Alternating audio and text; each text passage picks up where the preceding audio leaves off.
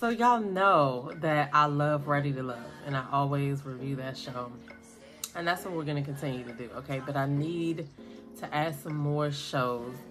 And I don't watch Married at First Sight. I might get into it, but I haven't yet. But what I have gotten into recently was The Love Experiment on MTV, okay? Now, I'm just going to go ahead. I'm only 2 episodes in. I think the next episode comes on either tonight or tomorrow.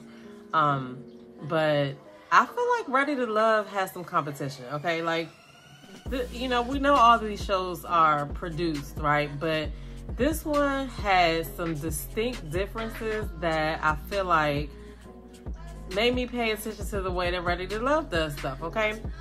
So I'm going to tell you what the gist of it is.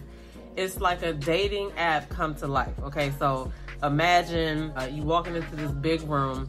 It's, statuesque, high ceilings, and there's like little, not pods, but there's a section that could be like the size of a room on either side. Like, so it's lined with dudes, okay? It's gonna be 3 best friends, and I think that is one of the unique aspects about this show, okay? I'm gonna get into that more in a second, but so you walking through the hall, it's dudes on both sides, and they each have their own little like area, okay? And so these 3 best friends are gonna go in there and they're gonna pick some guys. Now, let me tell you about the guys really quick. Now, I will say this, they pick some good looking guys, okay? They have guys from all walks of life, and all of the men are not from the same place. So they're from all over. There's some from Los Angeles, from Dallas, Texas. There's even a guy from Maryland that's going to be on there. But I don't think I've seen him yet. But in all, it's 24 bachelors that they feature in this show, okay? And there's 3 best friends, Paige, Mars, I think her real name is Marcia, and then Paige, Mars, and Tamara, okay? Now, 2 of the girls are flight attendants. They're like, I think, an average age of 30. Like, one of them may be 27, but the other 2 may be 30. So the guys are close to that age too.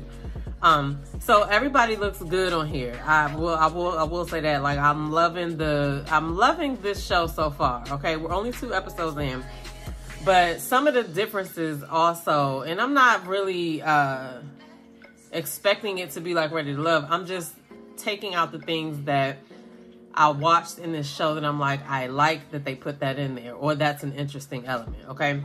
One of the elements is that the show is following them for only 4 weeks, all right? So you talking about Ready to Love being accelerated when they do theirs in like 2.5 months. This show is having these girls pick a guy in 4 weeks, all right? But the other thing about this show is that I believe they are all in the same house. The girls have a house. I don't know quite yet where the guys are staying, or if it's like one big mansion. Like, I'm not sure about that, but I feel like they're all in the same location. At least the one, I feel like they're all in the same location based on some of the things that happen. So that's an element that, watching Ready to Love, a lot of the problem comes in that everybody is not around each other all the time. And that one resort season during quarantine was okay, so y'all know, my computer's going off, but that one resort season for Ready to Love was one of the best in my opinion, because we didn't have to, certain people don't have to wonder. Like, they can clearly see people's connections. They can see the little sneaking that was going on behind the background, and it just kind of made it a little more, interesting, and probably like intimate for them, because they really all were getting to know each other, right? So that's another thing. Like, this is only 4 weeks. All right, so the girls have to pick, in the first episode, they had to pick 3 guys each, okay? So they got to walk through all these guys, and so the way they have it set up is another interesting thing that I like. So the guys' areas, right? So they're standing at the front of their area, but in their area, they have things that, are part of their personality or part of whatever their occupation is. It tells the girls something about them. Now, the guys cannot hear the women.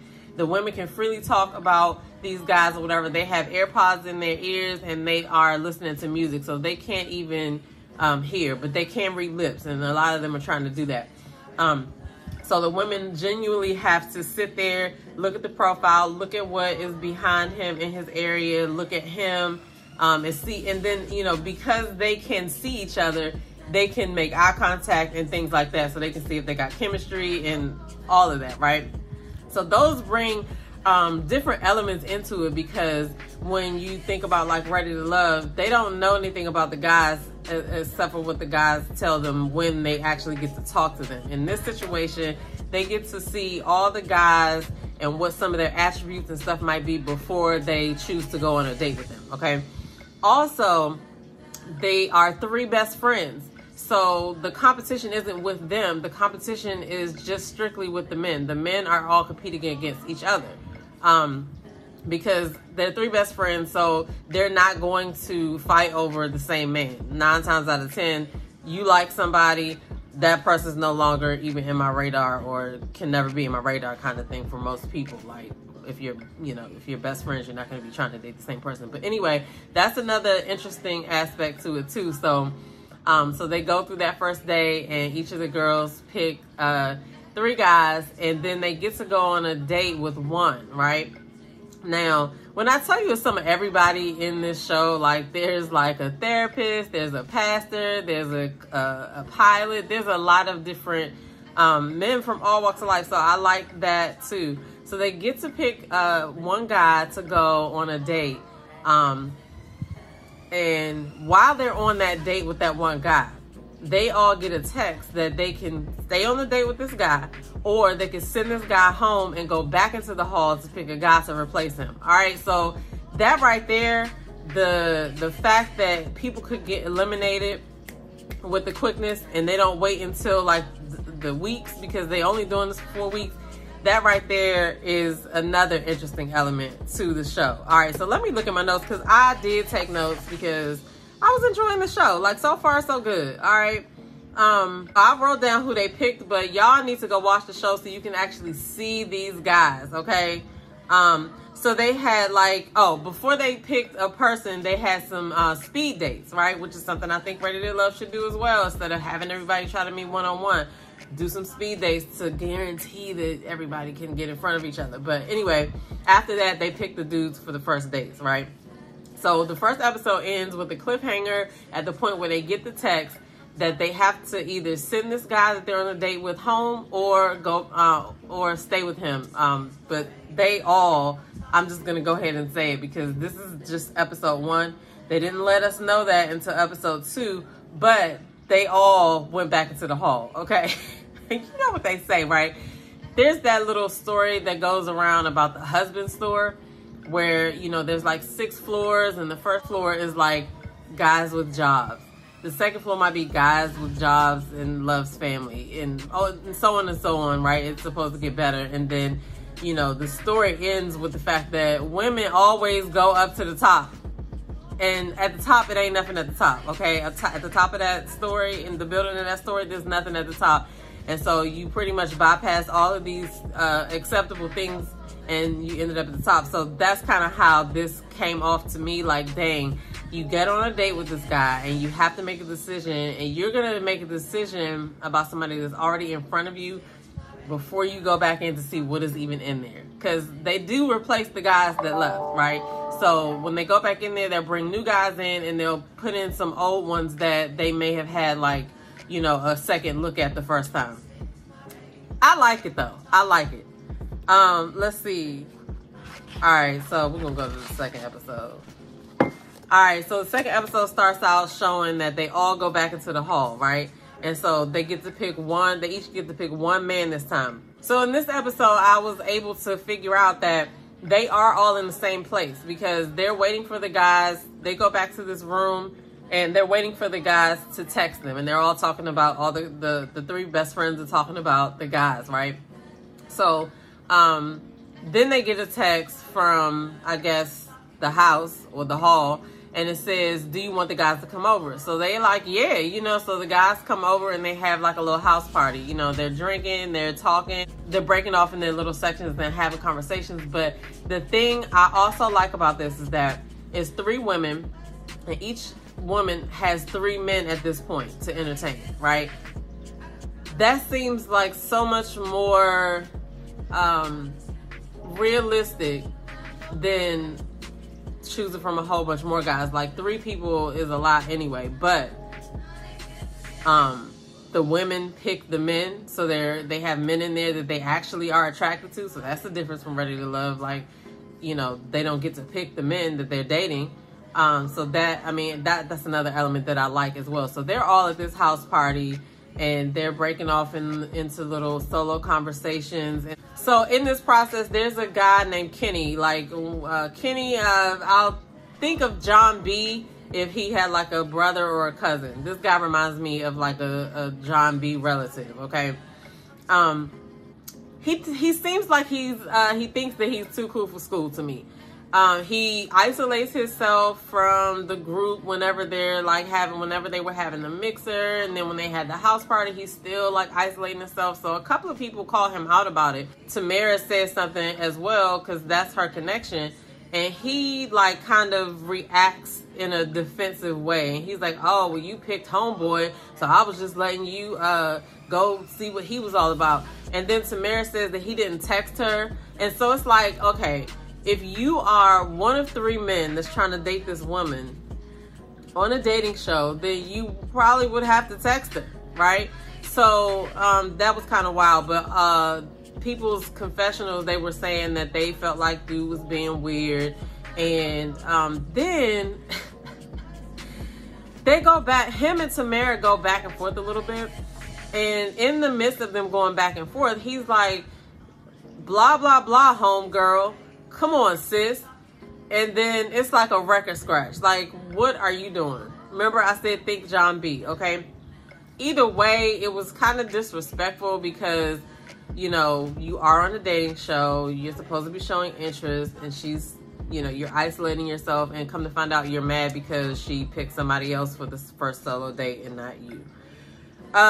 It's not really gonna work because of how quick they let people go on this show so far, and it's only episode 2. I can tell that there's gonna be some other text and somebody else is gonna have to go to the bottom. So that didn't end well, but then he asked Tamara to go step outside and talk about it, and she kind of talked to him a little bit, and she still didn't leave with a good feeling about him. He just kind of came off as like he was full of himself. So then they show like Mars chilling with her connections, and one of her connections is this guy named Terrell. I call him the drunk therapist, okay? He is a therapist, but at this, what do you want to call it? This little house party that they're having, Terrell is a puddle, okay? He is sliding all down the couch. He's slithering all up under Mars's underarm while she's talking to another dude, okay? And she was just so irritated. She was just like, oh my goodness. She ends up walking away from the situation because he was a puddle, okay? So then they find out that the next day that the girls are gonna have solo dates with all of the guys. Now that is another great thing because they're gonna go on a date with each guy that they chose. And like that, you know what I mean? That's like what the show is about. So you get where I'm going here, right? So they are going to go on a solo date. All of them are going to go on a date with each of their connection. But in the meantime, they meet with a relationship expert. Like, come on. This show has so many elements that, you know, Ready to Love and probably some other shows could incorporate, okay? They've toned down the numbers. They've let people make their own decisions. They have a relationship expert to advise the women. You know what I'm saying? Like, we're only on episode 2, okay? So she basically tells them, listen, I want more honey and less vinegar.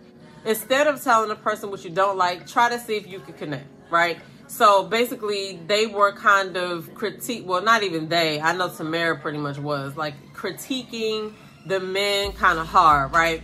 And she was basically saying, you're here to find somebody, so give them your sweet side, right? So that was that. But I thought that was like, she told them to be more optimistic and smile and stuff. You know, things that they probably weren't thinking about because they were just there like, I'm trying to see if this dude fit. You know, they're really overthinking a lot in this jump, but this is what we do. This is what women do. But I like the aspect of the relationship expert, because in the middle of them dating, right? In the middle of them dating these men, they're getting to have questions answered. They're getting, you know, a little feedback on what they've been doing, that they, you know, that they see them doing while they're there. And then the other aspect is they're dating with their best friends. Like, they already have their best friends there to bounce this stuff off, and the best friends are able to witness some of the interaction. You know what I mean? So they don't have any need for a little best friend dates and nothing like that. They get to actually really see how the person is real time and what happened, right? So I like that element too. I also like the dates that they did. They went to a flying trapeze place. They went and did some fencing, which I wouldn't do fencing, but they made chocolate covered strawberries. Then they had like a they all went to a football game on like a group date, but they were separate. And then they had the last day at the house. So that makes me feel like they're all in the same house. But I don't know. Maybe it's two different houses. I got to look more into that, but they have to be in close proximity. But so all three of the women ended their night with a dude that came to visit them. But Paige and Justin, which I feel like they look cute together. Paige and Justin had a conversation, and Paige asked Justin to stay the night. So this is going to be an interesting dating show. I'm here for it. Hopefully you get to check it out too. I'm going to go ahead and keep following it, and I'll come back in when they play episode 3, I'll do a video for that. Kenny did apologize for pretty much disrespecting Tamara the other night, and she got to actually talk to him, and she learned a lot about him. He speaks other languages, and she left that date feeling like he was amazing. So Kenny probably gonna stick around, even though he's, like she said, he's the worst of her 3 that she picked, because she kind of went for him off of looks. So he admitted that he got in his feelings that first night, and he apologized, and then he kind of opened up, and they had a good conversation. The last element that is interesting and I'm here for is the fact that next week is elimination week, and all of the guys have a chance to go home. So nobody's safe. You know what I mean? But I'm pretty sure the girls are going to have some extra consequence if they do send somebody home. The last time they got to pick another one to replace their third one that they sent home. But I feel like that's going to run out soon because, yeah. So if you haven't checked out the show, it's called The Love Experiment on MTV. I want to say it comes on Tuesdays or Wednesdays, but don't quote me on that because I just started watching it. It's only 2 episodes in. So comment below and let me know, do you think this would be a good show to watch? Because I feel like I'm jaded after watching Ready to Love for so long and wanting certain things. And then this show comes up. They're all in the same house. The women get to choose the men. It's 3 best friends. It's, you know, it's really just interesting. It's only 4 weeks. Like, this is, I'm here for it. Anyway, no, don't mind me, but come back to watch the recap of the next episode when I upload it, okay? I'm your girl, Damita Jo, and I'll see you guys in the next video. Peace.